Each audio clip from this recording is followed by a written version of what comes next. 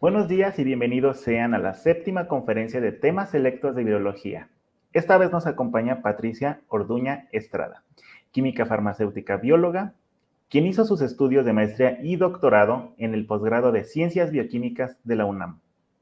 Realizó una estancia postdoctoral en los laboratorios de biológicos y reactivos de México, CADCB, y en el programa de inmunología molecular microbiana de la Facultad de Medicina de la UNAM.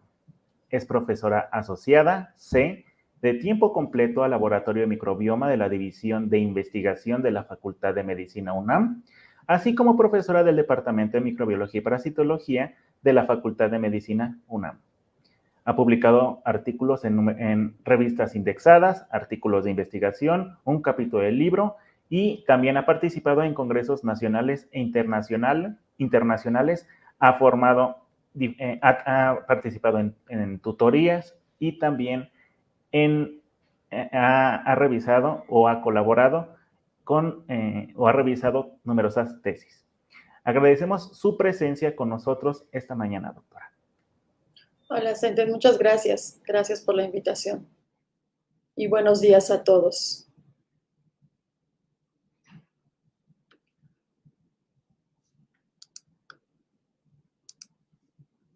Pues muy buenos días a todos. Nada más quiero confirmar que ven mi pantalla. Sí, doctora, se ve bien, gracias. Perfecto, muy bien.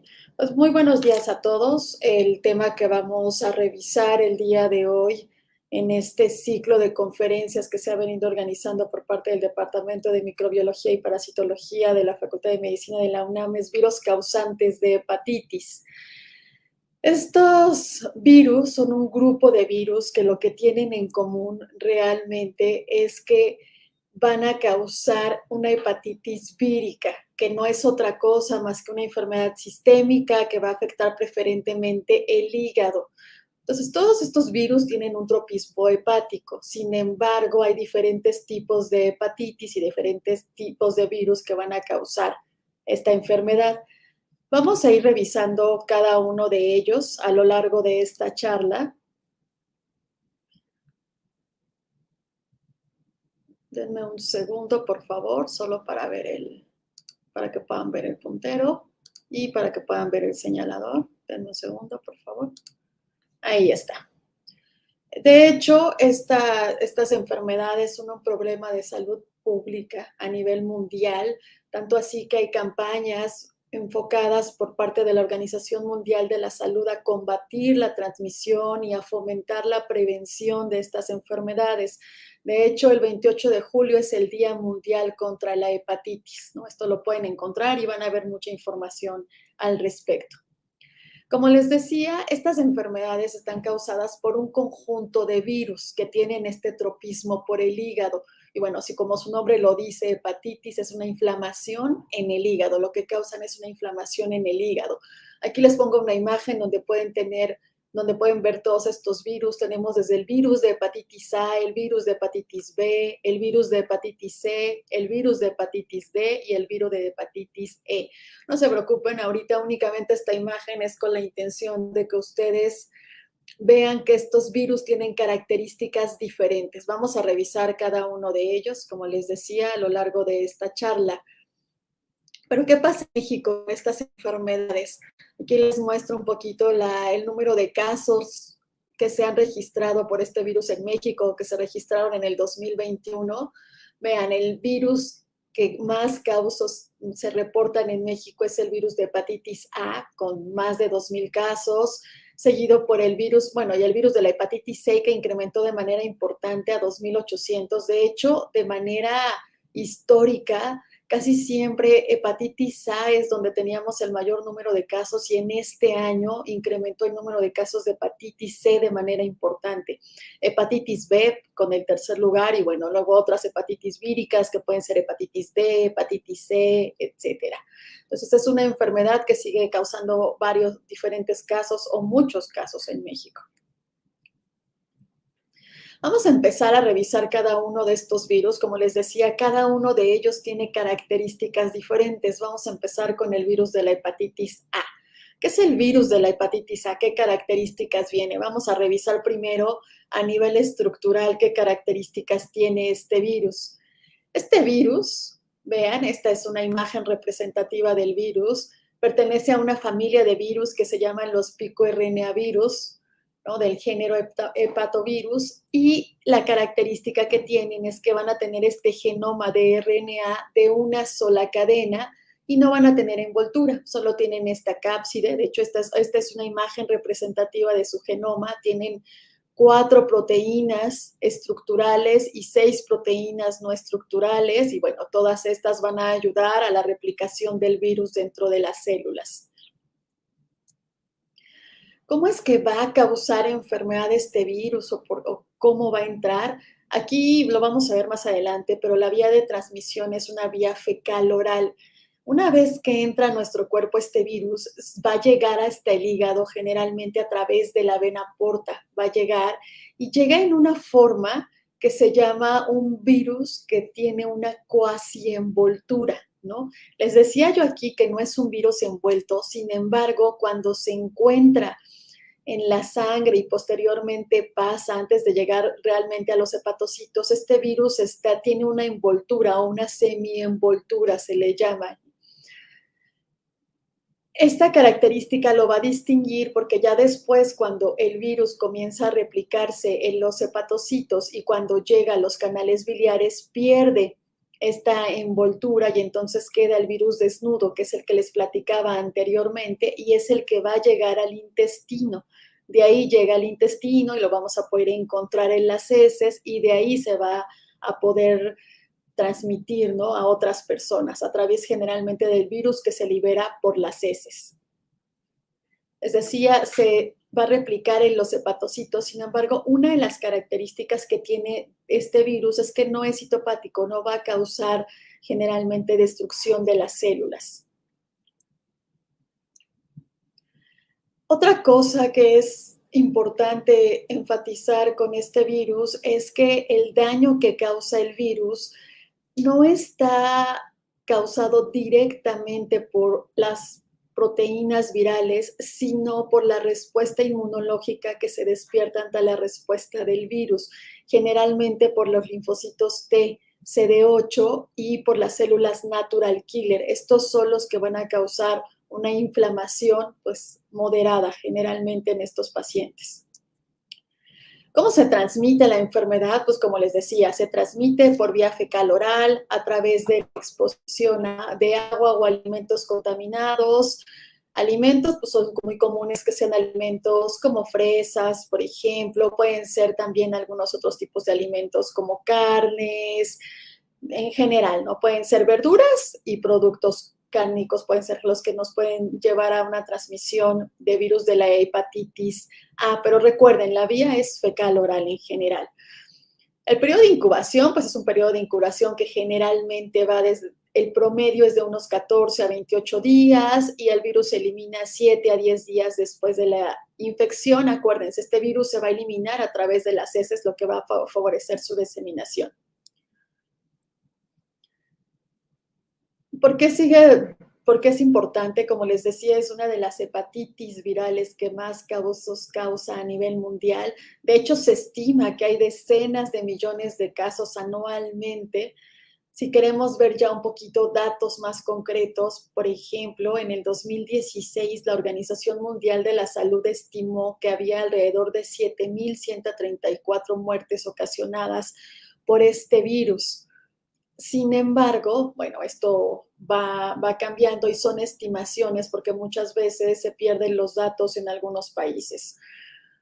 Vean, si nosotros vemos este mapa aquí del lado derecho, en donde podemos ver la epidemiología del virus de la hepatitis A, vemos que México es considerado, o era considerado en realidad hasta hace algunos años, como un país de incidencia intermedia. Sin embargo, en los últimos años la incidencia en México ha venido bajando de manera importante. Hay que ver cómo sigue esta transición epidemiológica de un país en donde se consideran estas infecciones endémicas. Vamos a ver si llegamos a una transición en la que ya se considere como un país con una baja prevalencia, ¿no?, para las infecciones como para el virus de la hepatitis A, por ejemplo. Les decía, esto se los puse aquí porque es lo que venía sucediendo hasta hace algunos años, que en México la principal causa de hepatitis virales es la hepatitis A justamente. En los datos que les mostré al inicio veíamos ahí un cambio con hepatitis C, sin embargo, de manera histórica, el virus que con mayor frecuencia causa hepatitis es el virus de la hepatitis A en México. ¿Cuáles son los factores que predisponen a que una persona pueda adquirir esta enfermedad? Pues el hacinamiento, malas condiciones de higiene, sobre todo recuerden que mencionamos que la vía de transmisión es fecal-oral, ¿no? Entonces, justamente lo que va a pasar es que estos factores pues, van a contribuir a que haya una transmisión o una diseminación del virus. Falta de acceso a fuentes de agua potable, ya les había comentado sobre el consumo de alimentos contaminados. Algo que puede ser muy común es que haya un contacto con este virus en la infancia, sin embargo, en la mayoría de los casos la infección resulta asintomática, no hay como tal una enfermedad. Ahora ya sí vamos a qué es la hepatitis A, qué es esta enfermedad, cómo transcurre, qué es lo que va a pasar. Pues la hepatitis A es una enfermedad generalmente asintomática en la mayoría de los casos o subclínica. Sin embargo, si en algún porcentaje de los casos, en 20 más por ciento de los casos, se pueden presentar diferentes síntomas e incluso complicaciones. ¿Cuáles son los síntomas más comunes de la hepatitis causada por el virus de la hepatitis A? Pues fiebre, malestar generalizado, ictericia, estos van a ser los más comunes, los síntomas más comunes y de hecho son los síntomas más comunes prácticamente en cualquier hepatitis. En el virus de la hepatitis A también los pacientes pueden presentar como cansancio, anorexia, diarrea, náusea, vómito, dolor abdominal, dolor de cabeza, coluria y acolia, que coluria lo que significa es cuando hay una coloración oscura en la orina, la acolia es cuando las heces muestran una falta de coloración, generalmente esto es porque hay una desregulación, ¿no?, hepática, entonces aquí hay presencia de bilirrubina, aquí no se van a estar secretando bien las sales biliares y eso ocasiona que aquí tengamos una orina con un color muy intenso y aquí unas heces con pérdida, ¿no?, de color. Adicionalmente a estos síntomas, que son los más comunes, sobre todo estos que les mencionaba, estos que están en color negro, aquí resaltados, puede haber algunos otros síntomas extrahepáticos causados por este virus, por ejemplo, un rash, ¿no?, un pequeño ahí exantema, puede presentarse pancreatitis, algunos pacientes pueden mostrar algunas complicaciones, como por ejemplo, desarrollar el síndrome de Guillain-Barré, desarrollar lesiones renales, desarrollar neumonitis o miocarditis. Estas afecciones extrahepáticas son realmente menos frecuentes, ¿no? Si lo comparamos con estos, que esto va a ser la forma generalmente sintomática de la enfermedad. Un aspecto que es muy importante resaltar en el caso del virus de la hepatitis A es que no causa una infección crónica. Generalmente el virus va a entrar y, como les mencionaba previamente, va a poder ser eliminado en un periodo relativamente corto de tiempo. Esto es lo que mencionábamos, lo que les he venido mencionando, solo quería hacer como énfasis en todo el espectro clínico que tiene el virus de la hepatitis A, que puede ir desde una infección asintomática, que está aquí, hasta una infección o una hepatitis fulminante. Como les mencionaba, la asintomática es más común en niños, sobre todo en niños menores de 5 años. Esta sería la asintomática. Hay algunas ya formas clínicas que pueden ser más graves o que pueden tener síntomas más marcados. En este caso, la hepatitis colestásica tiene síntomas más marcados. Aquí ya vemos una alteración de las enzimas hepáticas específicamente. Puede haber pérdida de peso en el 10% de los casos. Incluso puede haber recaídas, ¿no? Pueden aparecer los síntomas de nuevo y puede haber, ¿no?, alteraciones en la función hepática después de que la infección se había resuelto, aunque esto es es menos común en un 3 a 20% de los casos. Y la hepatitis fulminante, que sería la forma más grave de la enfermedad, en realidad se presenta si ustedes se ven en menos del 0.5% de los casos. ¿Cómo va evolucionando esta enfermedad? ¿Cómo se va desarrollando? Vean, esto sería un poquito lo que pasa con la infección con el virus de la hepatitis A través del tiempo. Si ven aquí en el eje de las X, lo que tenemos son los meses posinfección y en el eje de las Y, los niveles de diferentes marcadores, ¿no?, que utilizamos para seguir una infección por virus de la hepatitis A. Esto sería como mi fase prodrómica y esto sería mi fase sintomática, ¿no? Aquí lo tenemos, pero vean, lo que va a ir pasando con el paso del tiempo, pues es que vamos a detectar el virus, lo podemos detectar su genoma de RNA, lo podemos detectar en el suero, lo podemos detectar en las heces. Posteriormente puede haber una elevación de las enzimas hepáticas, de las transaminasas, generalmente un mes después de la infección, y bueno, van a ir apareciendo anticuerpos IgM, posteriormente los anticuerpos IgG, también va a haber una respuesta específica al virus de células T, ¿no? Entonces, vean cómo todos estos marcadores van a ir cambiando a través del tiempo. Y de hecho, pues estos marcadores nos ayudan a realizar el diagnóstico de la enfermedad. En general, lo primero o lo que generalmente vamos a hacer cuando sospechamos de una infección por el virus de hepatitis, hacer pruebas de función hepática, en donde generalmente vamos a encontrar elevadas estas transaminasas, también bilirrubinas, fosfatasa alcalina, la gamma-glutamil transpeptidasa. Algo que puede apoyar o que con lo que generalmente vamos a apoyar nuestro diagnóstico es justamente con la detección de anticuerpos. Si un poquito recuerdan la imagen que veíamos anteriormente, lo que siempre va a aparecer primero son los anticuerpos IgM después de una infección y después los anticuerpos IgG. No olvidemos que la detección de anticuerpos IgM siempre nos va a hablar de una infección aguda, ¿no? Y la infección de anticuerpos IgG ya nos puede hablar de una infección crónica, una respuesta de memoria o de que hemos estado en contacto con el virus dependiendo de la enfermedad. En este caso, lo que vamos a detectar, el examen serológico que vamos a hacer es la detección de anticuerpos IgM contra el virus de la hepatitis A, y eso nos va a hablar de que hay una hepatitis, ¿no? En ese momento. Hay una infección de hepatitis existente que es una hepatitis aguda. Y la IgG nos va a servir para saber si ya estuvimos en contacto con el virus y, por ejemplo, con eso podemos calcular, ¿no?, cuántas personas han estado en contactos con el virus. En países de alta prevalencia se considera que las personas arriba de los 30 años prácticamente todas han estado en contacto con este virus. Adicionalmente a las pruebas de función hepática y a las serológicas se puede hacer detección del genoma del virus, del RNA, por RT-PCR. Sin embargo, la verdad es que en el caso de hepatitis A, las pruebas que vamos a utilizar para diagnóstico son las de función hepática y las pruebas serológicas. Esto es menos común en el caso de la hepatitis A.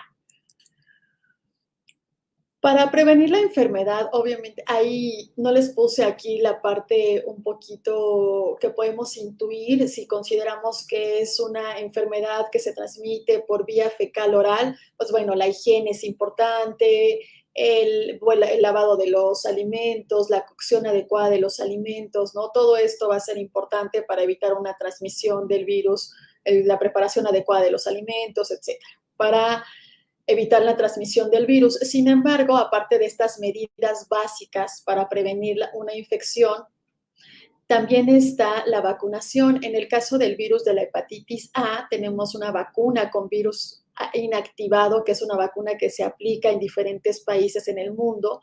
En México no está incluida en el esquema básico, en algunos otros países lo está. Sin embargo, se recomienda su uso en poblaciones de alto riesgo. ¿Quiénes serían poblaciones en riesgo?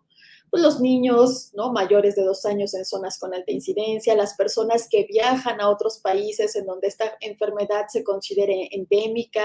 También se considera población de alto riesgo los usuarios de drogas intravenosas, los pacientes que tienen una infección, por ejemplo, con VIH, ¿no?, porque son más susceptibles a adquirir esta infección.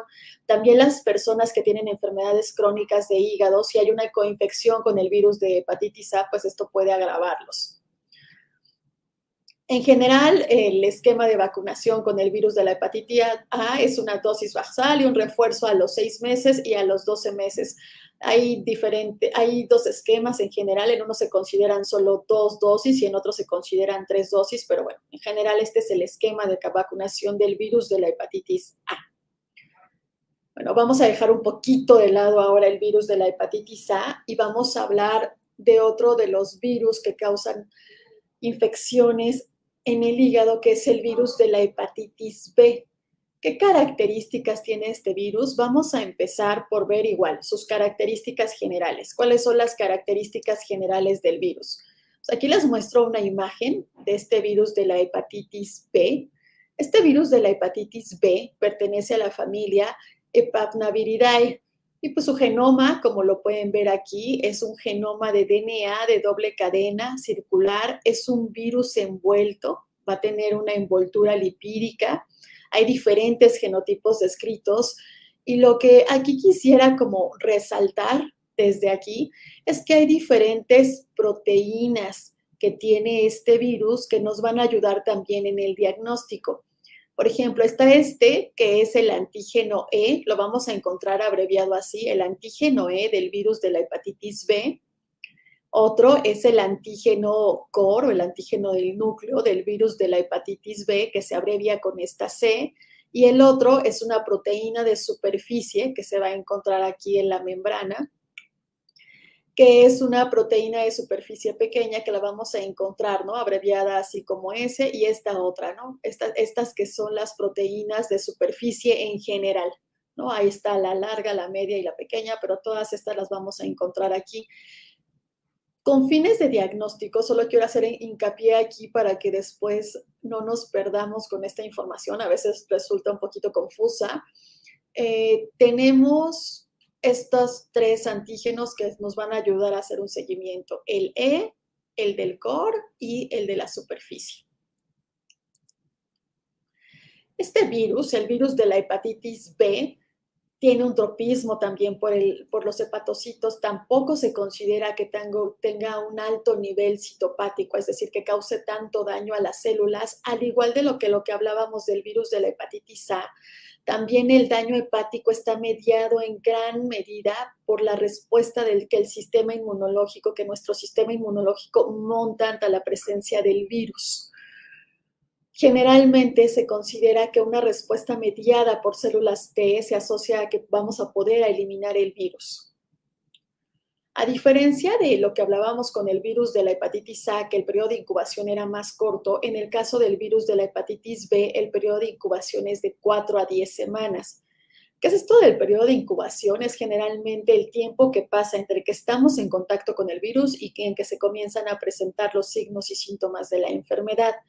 ¿Cómo se va a transmitir el virus de la hepatitis B? El virus de la hepatitis B se va a transmitir por el contacto con sangre infectada. También se puede transmitir por vía vertical o perinatal, ¿no? Que es, por ejemplo, de la madre al hijo, cuando la madre tiene una infección crónica por este virus de la hepatitis B.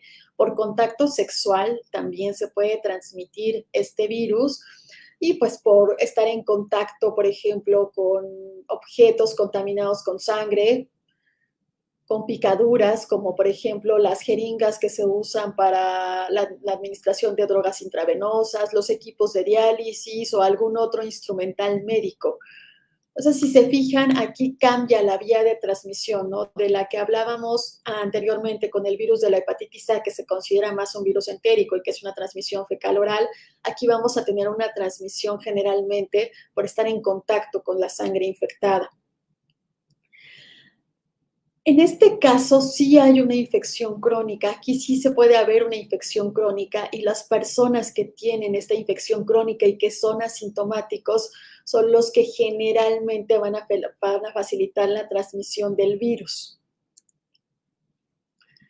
Y bueno, realmente, ¿cuál es la situación del virus de la hepatitis B a nivel mundial? Pues vean, es un virus que también causa muchos casos a nivel mundial. En el 2015, la Organización Mundial de la Salud estimó que había 257 millones de personas con una infección crónica por el virus de la hepatitis A. Ese mismo año se estimaron más o menos cerca de 900,000 muertes ocasionadas por este virus. Entonces, si se fijan, sigue siendo una enfermedad, ¿no?, con gran relevancia en la salud pública a nivel mundial. Pero, ¿qué es lo que pasa con el virus de la hepatitis B? ¿Cuáles serían sus signos y síntomas? Igual, en niños el virus de la hepatitis B puede causar una infección asintomática y generalmente son 30% de los adultos los que van a desarrollar ictericia y esta fiebre y malestar generalizado que hablábamos también con el virus de la hepatitis A. Muchos de esos signos o síntomas son comunes en todas las infecciones por virus de hepatitis. ¿Qué es lo que pasa específicamente con el virus de la hepatitis B y por qué la podemos considerar más grave que la infección con el virus de la hepatitis A? También puede progresar a hepatitis fulminante en 1% de los casos, con una mortalidad muy alta, hasta el 80%. Sin embargo, algo que pasa, como decíamos, con este virus es que puede causar una infección crónica que está definida como aquellos sujetos en los cuales encontramos el virus por más de 6 meses. Generalmente los niños, ¿no?, que nacen de madres que tenían la infección, se puede desarrollar con mucha frecuencia, como pueden ver, esta forma crónica de la enfermedad. En general, en la fase prodrómica, en la fase de síntomas generales, vamos a encontrar náuseas, vómito, dolor de cabeza, malestar intestinal, escalofríos, ¿no? El problema es cuando hay una infección crónica y se comienzan a presentar algunas complicaciones y específicamente daño en el hígado. Lo que podemos ya comenzar a ver si hay una infección crónica es insuficiencia hepática con el paso del tiempo, que está marcado, o vamos a ver durante esta infección crónica, elevación de las enzimas hepáticas. El problema es que cuando empezamos con esta insuficiencia hepática podemos llegar al desarrollo de cirrosis, ¿no?, que es lo que vemos aquí, y se puede llegar incluso a presentar el carcinoma hepatocelular, que es este que tenemos aquí del lado derecho. Entonces comienza a haber un daño progresivo del hígado y eso es lo que va a generar las complicaciones en esta infección. Me voy a detener un poquito en esta imagen para que entendamos un poco cómo transcurre o cuál es la evolución natural en una infección por el virus de la hepatitis B. Voy a tratar de irme lo más lento posible, pero aquí igual, esta es una imagen en la que les presento en el eje de las X una infección, ¿no? Los meses después de que hubo una infección con el virus de la hepatitis B. Vean, por favor, cómo aquí estamos hablando de 6 meses y luego nos vamos a periodos más largos cuando ya hablamos de una infección crónica.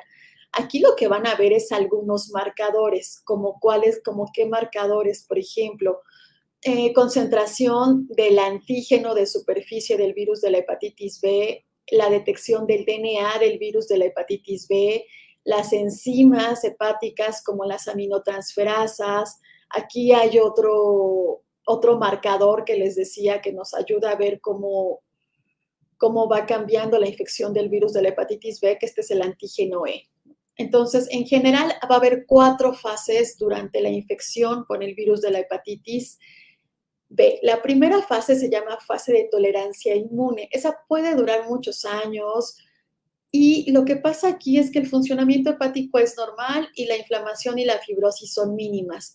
¿Cuáles son los marcadores que vamos a encontrar de esta fase? Pues vamos a encontrar el antígeno E, vamos a encontrar el antígeno de superficie y también vamos a encontrar al virus, ¿no?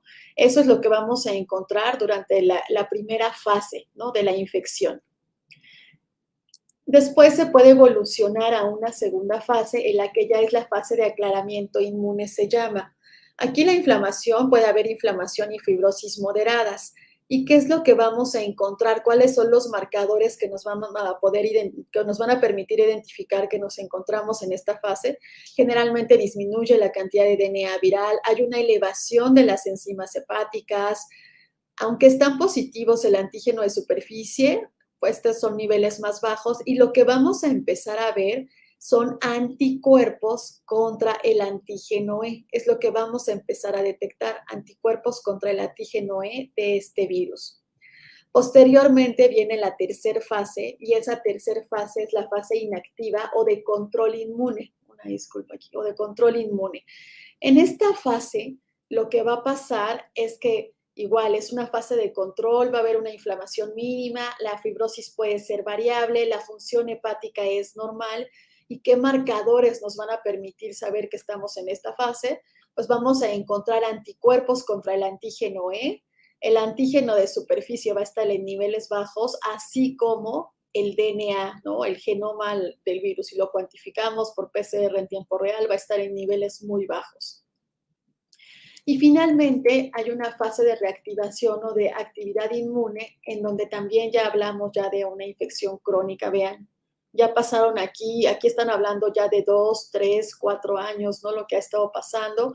Puede haber una reactivación del virus, comienza a incrementar otra vez, podemos encontrar otra vez niveles incrementados del DNA del virus. Otra vez las pruebas de la función hepática están alteradas, se alteran las transaminasas.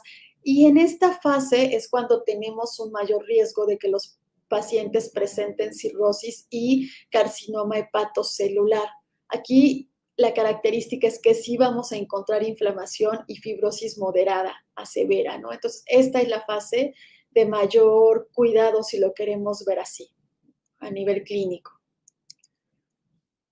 Entonces, espero no haberlos confundido, pero justamente estos marcadores que les platiqué basados en estas fases o basándonos en estas 4 fases de que se presenta la enfermedad, podemos hacer el diagnóstico y saber más o menos, ¿no?, en qué etapa está el paciente.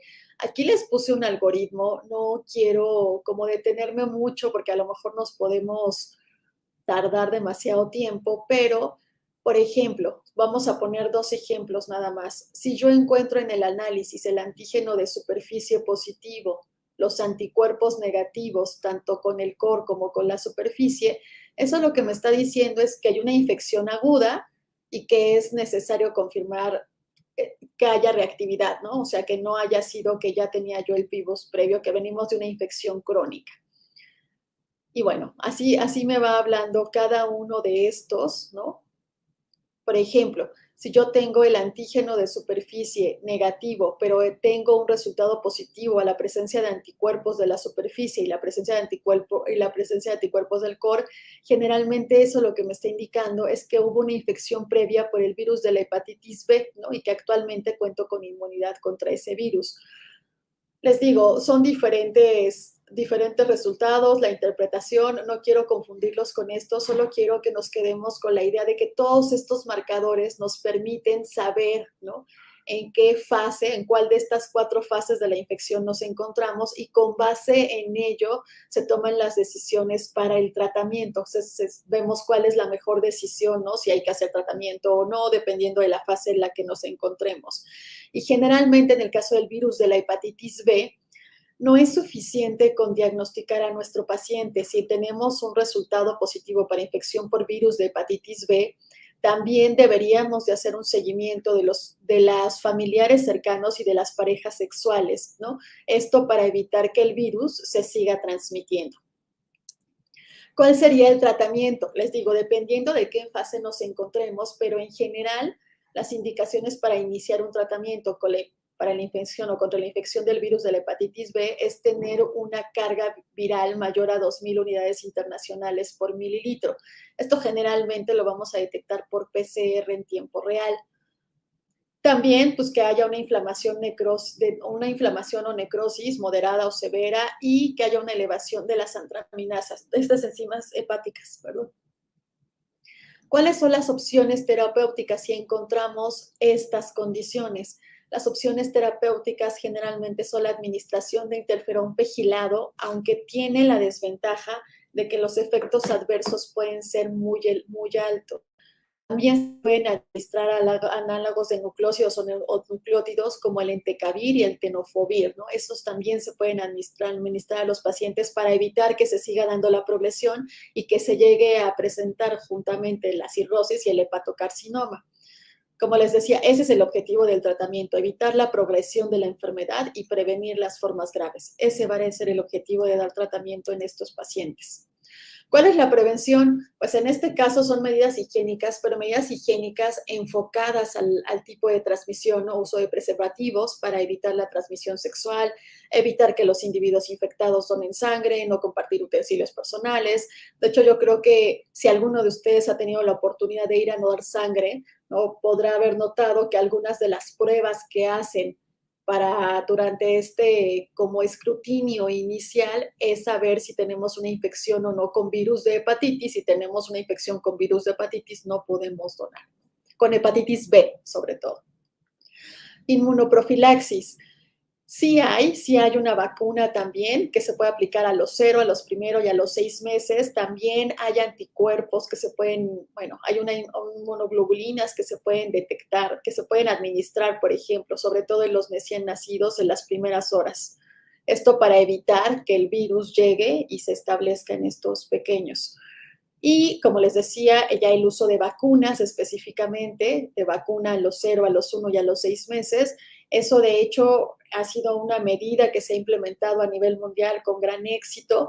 En México, esta vacuna forma parte del esquema nacional de vacunación, está en nuestra cartilla de vacunación y se aplica al nacer, a los 2 y a los 6 meses. Aquí pueden ver, ¿no?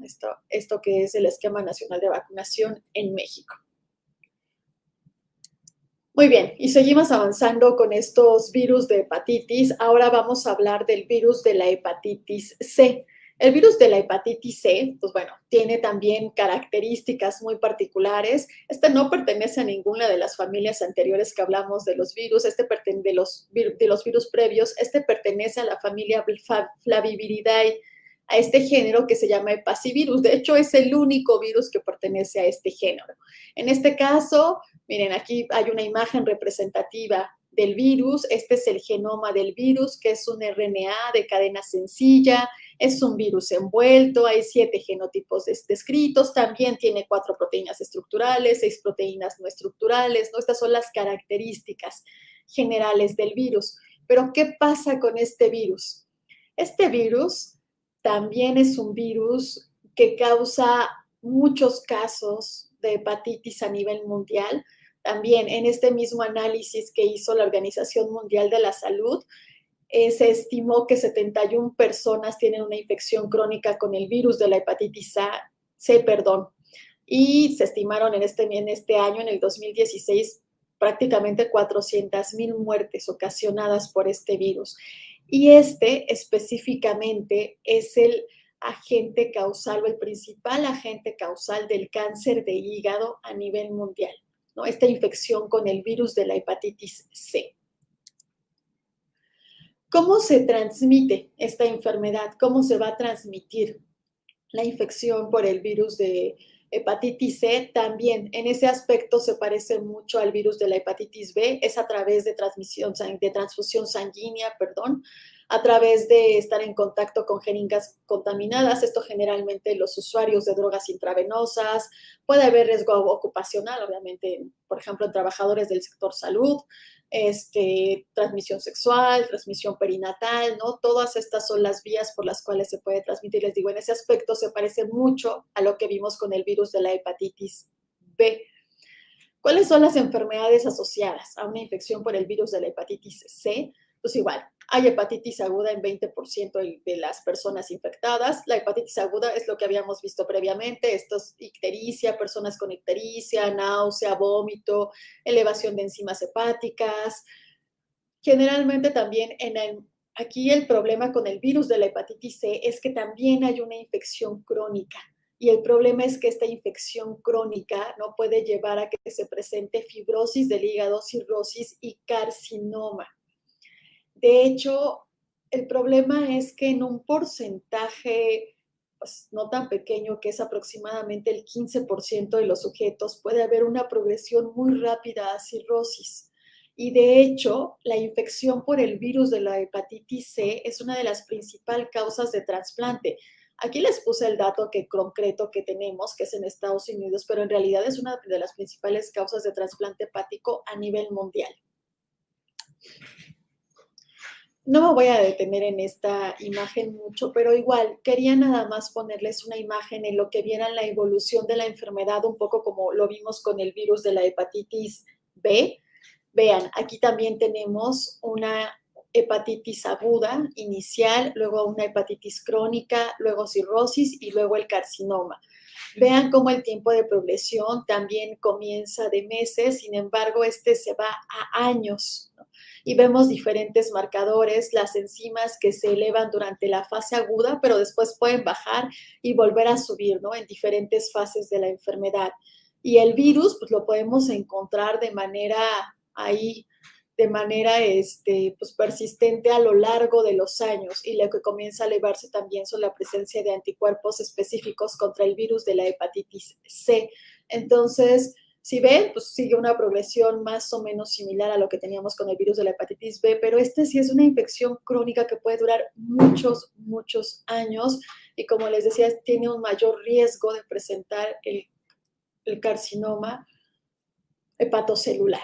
¿Cómo se diagnostica esta enfermedad? Pues bueno, también podemos hacer obviamente las pruebas de función hepática. Generalmente siempre que tenemos una hepatitis, lo primero que hacemos son las pruebas de función hepática, pero sin embargo, si se dan cuenta, en este caso, pues por ejemplo, puede haber diferentes periodos y dependiendo exactamente del momento en el que los encontremos, estas pueden o no estar elevadas. El diagnóstico se confirma con pruebas serológicas, como por ejemplo la detección de anticuerpos contra el virus de la hepatitis C o la detección del virus, ¿no? Del RNA que tiene en el genoma este virus. Por esto se hace generalmente, como les he venido diciendo, por PCR en tiempo real. Y si quisiéramos hacer ahí como una diferenciación o saber en qué etapa nos encontramos, hablamos que hay una infección presente cuando encontramos anticuerpos y cuando encontramos el genoma del virus. Ahí es cuando vamos a hablar de que hay una infección presente, y hablamos de que hay una infección resuelta cuando hay anticuerpos, pero no encontramos ya el genoma del virus, ¿no? Eso es lo que, así los podemos diferenciar de alguna manera. ¿Cuál es el tratamiento? Sí se recomienda tratamiento en este caso, sí se recomienda un tratamiento en todos los pacientes con infección crónica por virus de hepatitis C.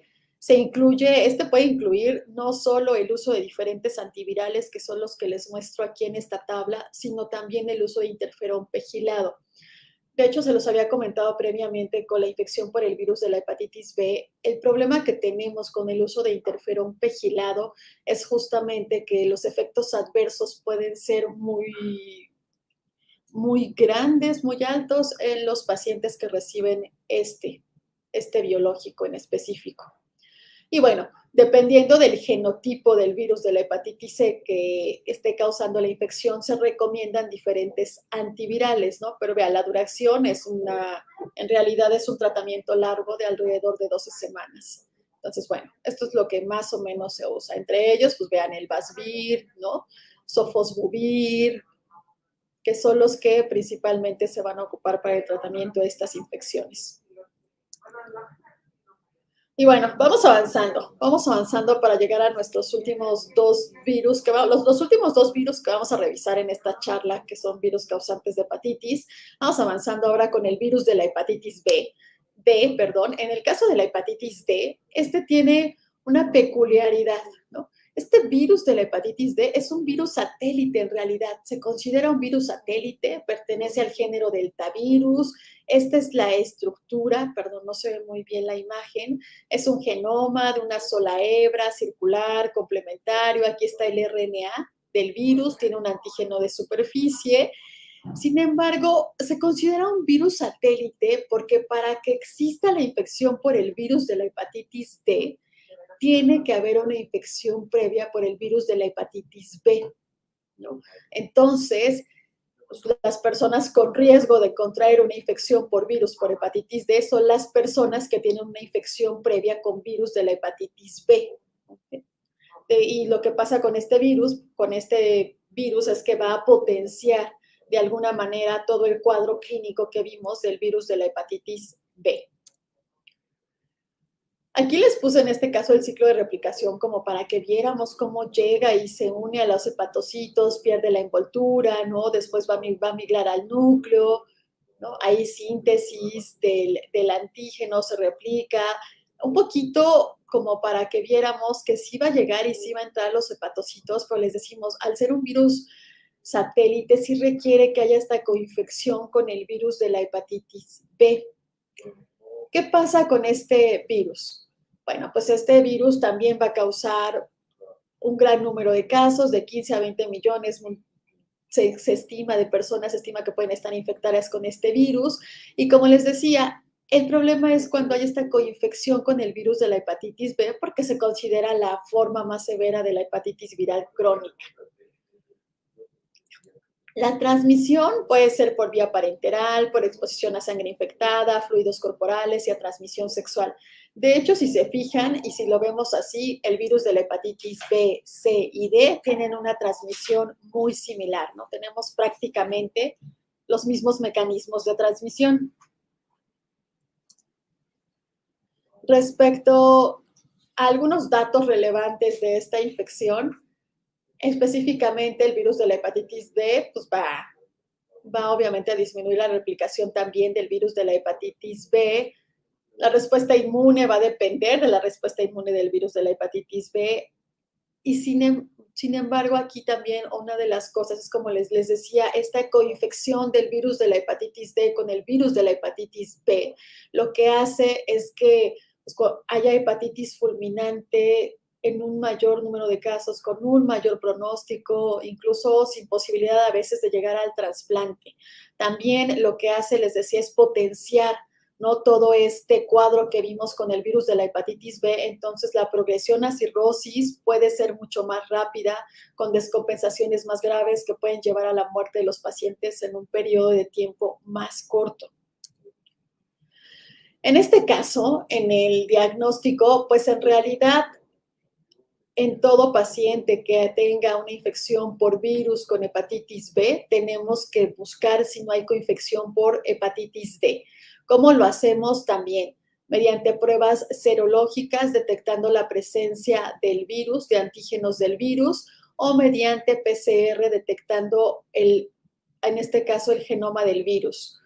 Y también hay diferentes criterios, ¿no?, contra los que podemos interpretar. Cuando detectamos anticuerpos IgM, estamos hablando dirigidos contra este virus, estamos hablando de una infección aguda. Cuando detectamos anticuerpos IgG, estamos hablando de que hubo una infección previa o persistente. Y pues también podemos determinar la cantidad de virus que tenemos, ¿no?, que se encuentran presentes en una muestra. Eso lo hacíamos, como les decía, por PCR en tiempo real. Puede ser cualitativo y solo nos indica si hay una replicación viral activa, o es cuantitativo, y este es muy útil sobre todo para el seguimiento de pacientes.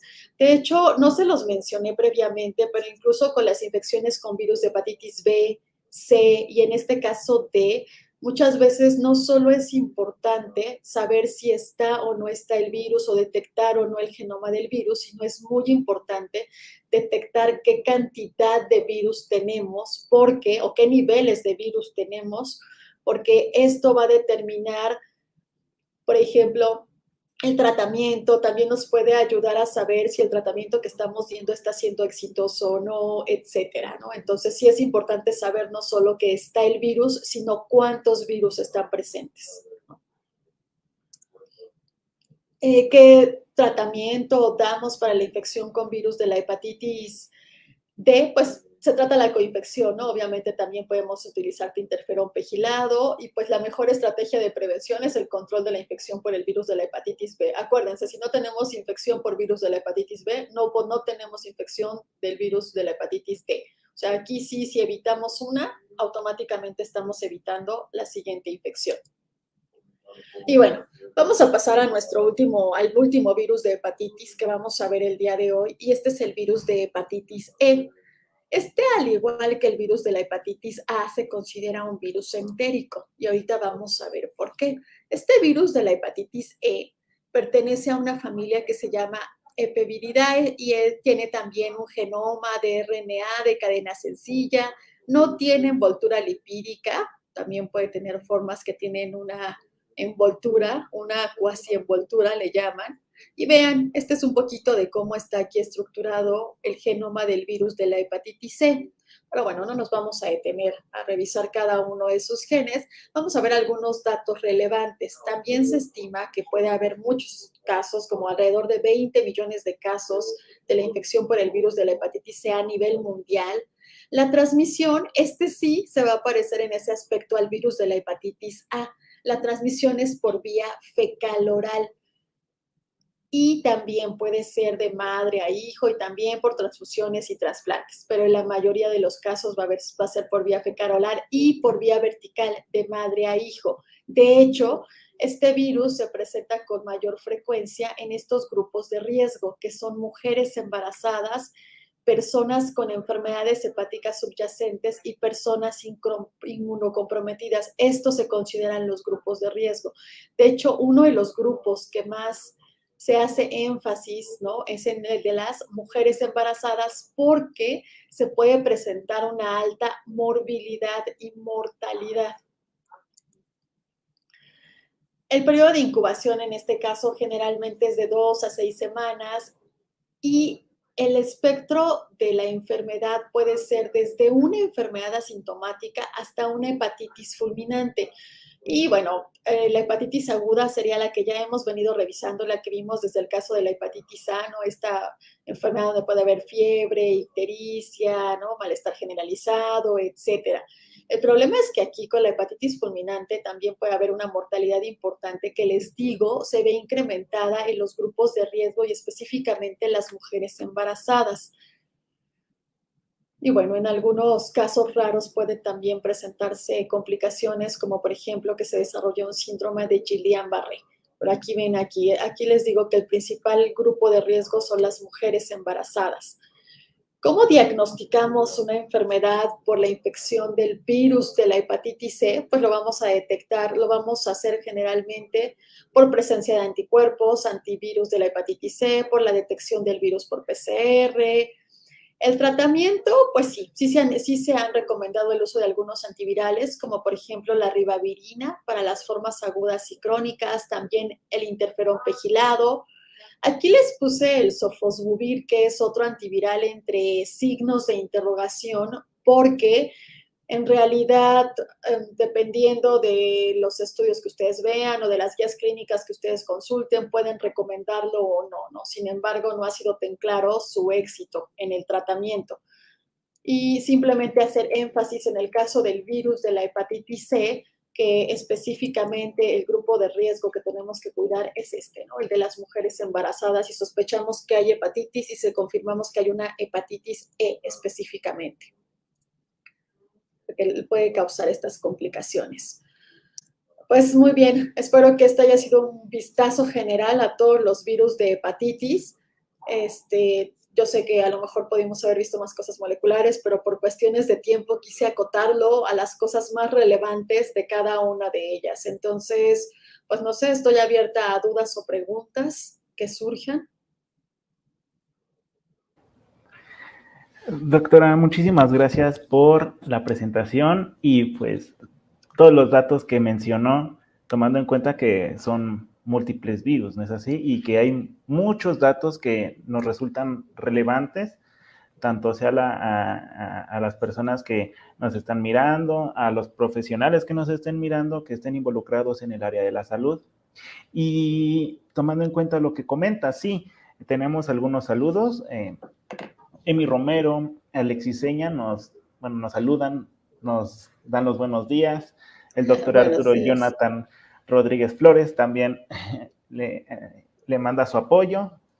Cristina Flores, Yasmín Morales nos dan los buenos días. Desde Argentina, también muy buenos días. Sandra Ormaechea, Berry Niño nos da los buenos días también. Y tenemos nuestra primera pregunta por parte del canal Terrorbox, que es asiduo. Comenta, buenos días, me encantó la ponencia y felicidades. Tengo una pregunta. ¿Cuál es la relación entre la transmisión del VIH y el virus de la hepatitis B? Ahí en realidad No es que, bueno, la relación con la transmisión es que en realidad, si ustedes se fijan, pues la transmisión es prácticamente son las mismas vías de transmisión, ¿no? También este contacto con sangre contaminada, ¿no? También puede haber una transmisión sexual, obviamente son los mismos mecanismos y sí puede haber una coinfección entre virus. De hecho, se considera importante la coinfección entre el virus del VIH y el virus de la hepatitis B porque recordemos que los pacientes que tienen el VIH, ¿no? Hay una inmunosupresión, entonces esto lleva a que haya una desregulación inmune más importante y esto puede hacer que haya una progresión más rápida, ¿no? Hacia, por ejemplo, cirrosis o hacia el daño hepático causado por el virus de la hepatitis B. Entonces puede haber mucho más complicaciones en estos pacientes, pero la relación en la transmisión es esa, ¿no? Que en realidad son las mismas vías de transmisión y sí puede haber una coinfección.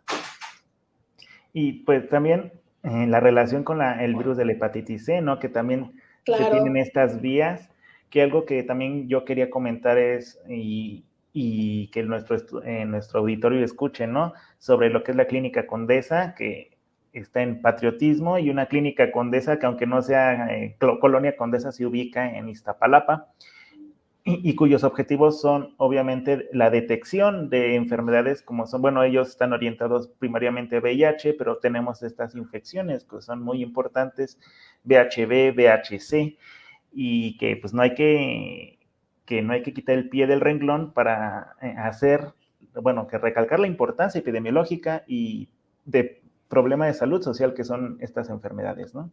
Y además, sabes que hay que recalcar también que para los que no conocen estas clínicas son gratuitas, ¿no? O sea, los estudios y todo lo que te hacen es gratuito y son datos que se manejan de manera confidencial, ¿no? Entonces, cualquiera puede acercarse y pueden hacerse muchos de estos estudios sin costo, ¿no? Sin costo alguno. Entonces, también como que hay un poquito hacer énfasis en esto que siempre creo que genera duda, ¿no? Porque a veces no nos acercamos porque creemos que pueden ser muy costosas las pruebas, ¿no? O puede ser muy difícil y en general, digo, yo las personas que he conocido que han tenido experiencia para ir a estas clínicas me han dicho que pues el seguimiento ha sido muy, muy eficiente. Sí, también eso es súper importante. A lo mucho que van a pedir, bueno, que compruebes que eres tú, ¿no? Quien está asistiendo. Y sí, a mí me tocó rotar en Clínica Condesa Patriotismo. Y sí, o sea, los datos se tienen que manejar o se manejan con absoluta confidencialidad y pues sí, tu credencial y pues que te formes, ¿no? Ahora prudente, ahora prudente. Entonces, y obviamente hay el portal en línea para que se puedan consultar los horarios, que hay horarios matutinos, hay horarios vespertinos, que eso sí no debe de olvidarse. ¿Sí? Entonces, pasamos a la siguiente pregunta, que es por parte de Citlali García. Ella nos escribe, ¿puede una persona tener hepatitis A más de una vez? Sí puede haber en algunos casos reactivación, ¿no? De la hepatitis, pero incluso se considera que la inmunidad que te da la infección por hepatitis puede durar varios años, ¿no? Entonces, la verdad es raro que una persona tenga hepatitis más de una vez. Puede haber reactivación, te digo, eso quiere decir que es la infección que tuviste, que se quedó ahí, a lo mejor el virus y después, unos meses después se reactiva, pero que haya infecciones frecuentes, la verdad es que es muy raro. Citlali. Maritoña Ramírez nos desea los buenos días, feliz inicio de semana y felicidades por este ciclo de conferencia. Allí a Coto, no olviden que tenemos otro par de ciclos de conferencias para miércoles y para viernes. Y también Miguel Ángel Villalobos, muchos saludos, doctora. Emi Romero tiene otra pregunta. Nos escribe, ¿es recomendable vacunarse contra hepatitis en la edad adulta? Aquí cito, dice nada más hepatitis, así que pues hay de dónde escoger, ¿no? Sí, sí, sí. En realidad, sí, aquí como que depende de qué hepatitis estamos hablando. Las dos que hablábamos en las que hay unas vacunas ya muy bien establecidas es contra la hepatitis A y contra la hepatitis B, ¿no? La hepatitis B generalmente se va a recomendar al nacimiento, ¿no? Con los refuerzos, que son otros 2 refuerzos. La verdad es que la hepatitis B muchas veces ya no se considera relevante aplicarlas en la edad adulta porque ya hemos estado en contacto con el virus, ¿no? A veces eso es lo que se va a hacer. Sin embargo, se recomienda en grupos de alto riesgo, ¿no? ¿Cuáles son los grupos de alto riesgo? Los que les mencioné en cada uno de los casos, ¿no? En el caso del virus de la hepatitis A, por ejemplo, sí se recomienda en edad adulta en grupos de alto riesgo también, pero la mayoría siempre va a ser en niños, ¿ok? ¿Sí? O sea, la respuesta concreta sería, ¿se recomienda aplicarse la hepatitis B? Sí, en grupos de alto riesgo para cada una de estas enfermedades, ¿no? Sobre todo hepatitis A y hepatitis B. Claro que sí, doctora. Julieta Loyola, muchas felicidades, doctora. Gracias por transmitirnos tantos conocimientos. Saludos. Miguel Ángel Villalobos, maravillosa clase, doctora. Saludos de su expasante. Ah, entonces, tal vez ese nombre, pues sí, nos Sí. parecido, ¿no? Nos suena parecido. Aquí también algo que yo quería comentar y que usted mencionó es la importancia, bueno, muchas personas de seguro han escuchado A, B, C, ¿no? De hepatitis, pero ¿qué tal D? Que, o sea, básicamente es como un amigo, alguien que requiere un amigo para poder infectar. Sí, claro. B. Y la importancia de que la gente también conozca que digamos, comparten también como la transmisión y pueden adquirirse simultáneamente o se pueden adquirir en diferentes tiempos, ¿no? Puede ser primero B, luego D, o primero D no puede hacer mucho y después viene B, ¿no? Entonces, Sí, necesita estar, o sea, T siempre va a necesitar que esté P, ¿no? Para poder ahí establecerse, ¿no? De manera crónica.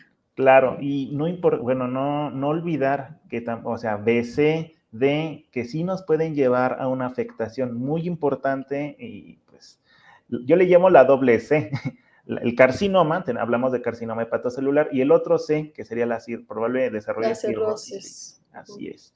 Y pues también otra cuestión que quería comentar yo es la viabilidad y la evolución que se ha tenido con respecto al tratamiento de estos padecimientos, ¿no?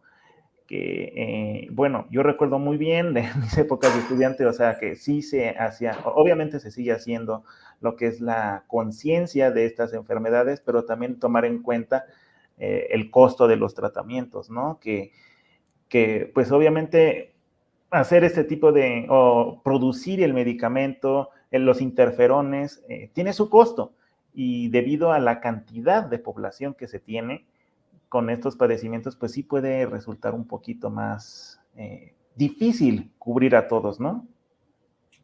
Tiene su costo, sí, o sea, definitivamente, ¿no? O sea, estamos hablando, a lo mejor aquí, digo, siempre hablamos un poquito general y hablamos de los tratamientos estándar, ¿no? Por decirlo así, pero bueno, hay guías clínicas específicas en cada país, ¿no? Incluso en cada clínica, dependiendo de dónde estén. También debemos de darnos cuenta con qué de la disponibilidad que tenemos de los antivirales, de los biológicos, justo como hablaba Steve, por ejemplo, el interferón, también hay que decirlo. Yo hice como un poco de énfasis porque administrar interferón tampoco es trivial, ¿no? Administrar interferón puede provocar muchos efectos adversos en los pacientes, entonces los pacientes se sienten muchas veces peor, ¿no? Durante la fase del tratamiento, entonces eso puede llevar a que los pacientes también no accedan tanto, ¿no? Incluso si ustedes de algunos tienen curiosidad, métanse ahí a internet y pongan interferón pegilado y ahí yo he encontrado varios testimonios, ¿no? De todo lo que sienten ahí los pacientes, todos los efectos adversos y les digo, no es trivial, ¿no? Aparte del costo, el costo puede ser alto. Sí, y bueno, tomando en cuenta ese comentario, bueno, más bien ese hecho, esa cuestión, que pues como médicos o como, bueno, en caso de los que sean médicos y que nos estén escuchando o cualquier persona, que el médico a mi consideración tiene siempre, no hay que quitar esa parte humana, siempre se tiene que informar cuáles son las consecuencias o qué puede ocurrir, ¿no? ¿Qué puede ocurrir? Y tomando en cuenta el costo o el tratamiento que se va a llevar a cabo, mencionar que pues sí va a haber no va a ser fácil en el sentido de que van a haber signos y síntomas que pues, no son nada placenteros y que se tome en cuenta esa importancia por parte del médico, informar y también que el paciente tiene todo el derecho de preguntar y de la toma de decisiones, claro, pero siempre toma decisiones informada. Exacto, exacto, exacto. Entonces también algo que ya vemos que algunas de estos padecimientos tienen vacuna, bueno, se pueden prevenir por vacunación, ¿no? O tenemos el caso del VHA, hepatitis A, que nos puede llevar a una hepatitis fulminante, pero en una menor tasa, ¿no? Sí, sí, mucho menor proporción, ¿no? De hecho, casi siempre cruza, incluso las formas graves, ¿no? No se desarrollan en la mayoría de los casos, ¿no? Yo Por me acuerdo supuesto. que digo, es mucho menos común, ¿no? De lo que era hace unos 15, 20 años el virus de la hepatitis A, pero digo, yo me acuerdo que algo que siempre te decía, ¿no? Era una enfermedad que de repente a cierta edad no lo veían tan mal, ¿no? Porque les recomendaban comer dulces, ¿no? Entonces todo el mundo era así como de, claro, si me dio hepatitis A, tengo que comer muchos dulces, ¿no? Entonces, sí quiero, ¿no? Clásico, sí, que Sí, va sí, así, el sí. helado de limón. De limón y dulces, entonces, bueno, ¿no? Que aquí yo siempre, a mí, con mis estudiantes les digo, a ver, ¿por qué helado de limón? A ver, ¿de qué helado de limón?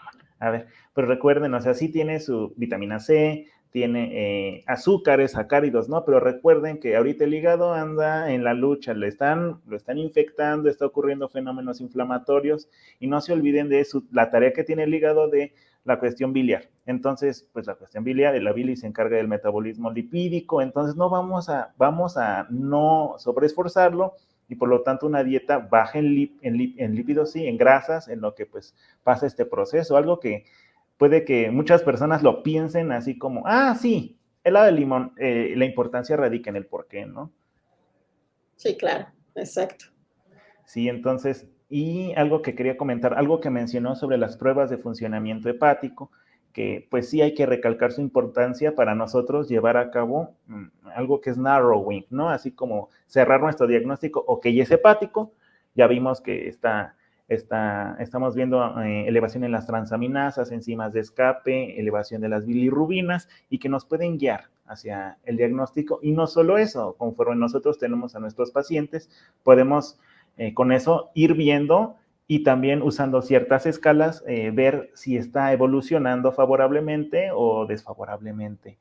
Entonces, también esa es la utilidad, junto obviamente con las pruebas correspondientes de diagnóstico específico.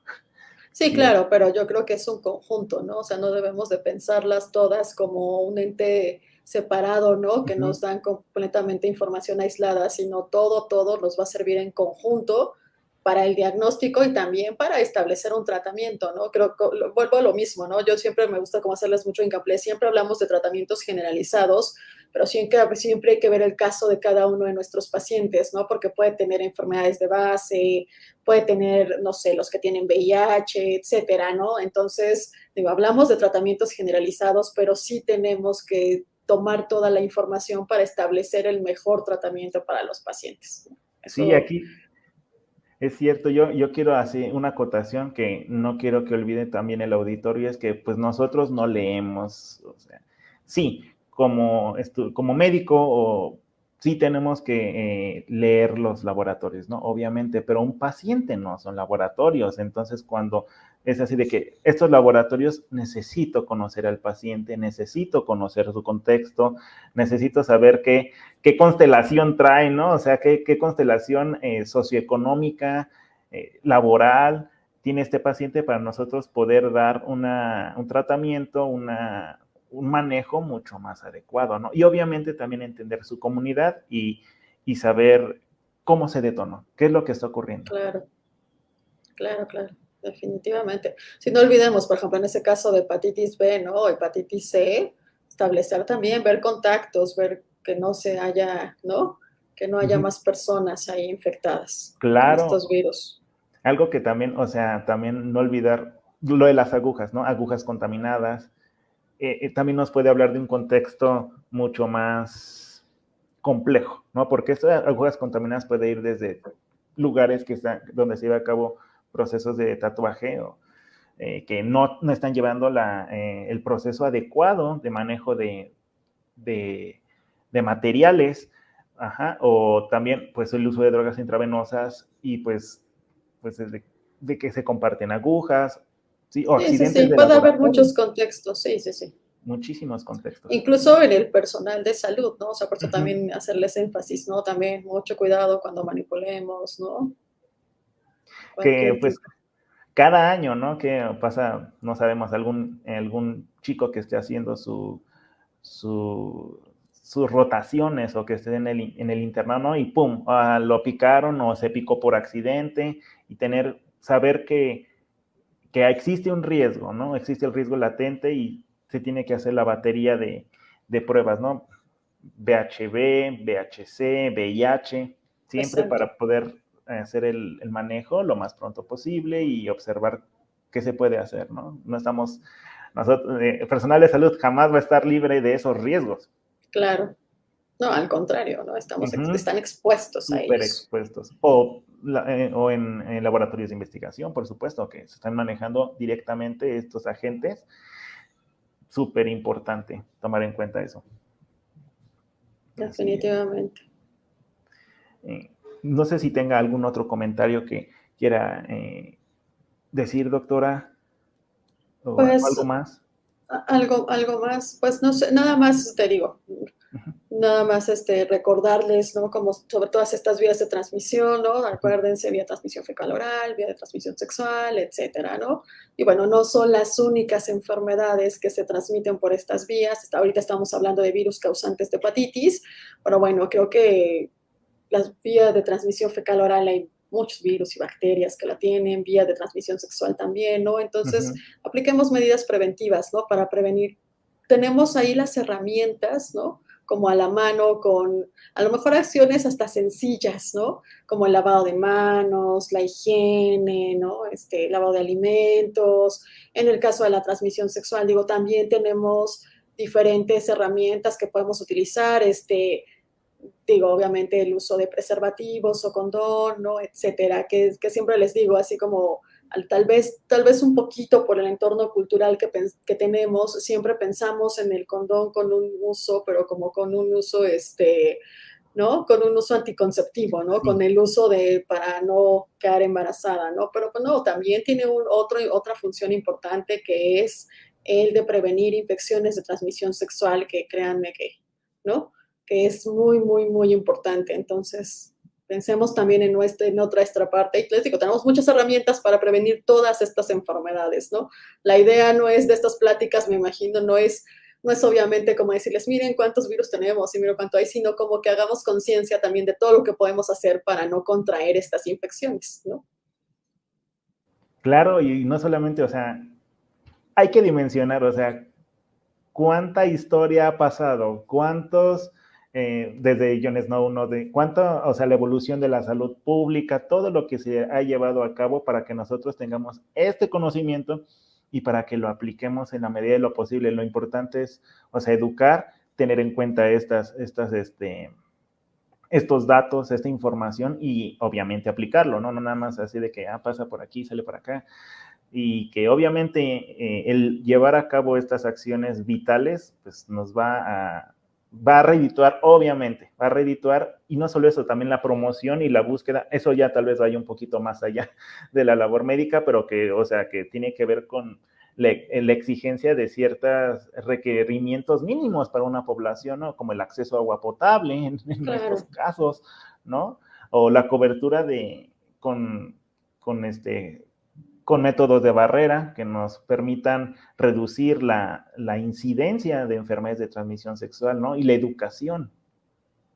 Así Sí, es. definitivamente. Pero bueno, pues Bien, perfecto. Pues muchas gracias. Muchas gracias por la invitación. Espero haberles podido transmitir un poco claro que sí, del doctora. conocimiento de los virus de hepatitis. No, gracias a usted por aceptar y no pierdo la oportunidad para invitarlos a la sesión del miércoles. Serán virus oncogénicos, uno de esos, los más famosos, virus del papiloma humano, ¿no? Muy famoso.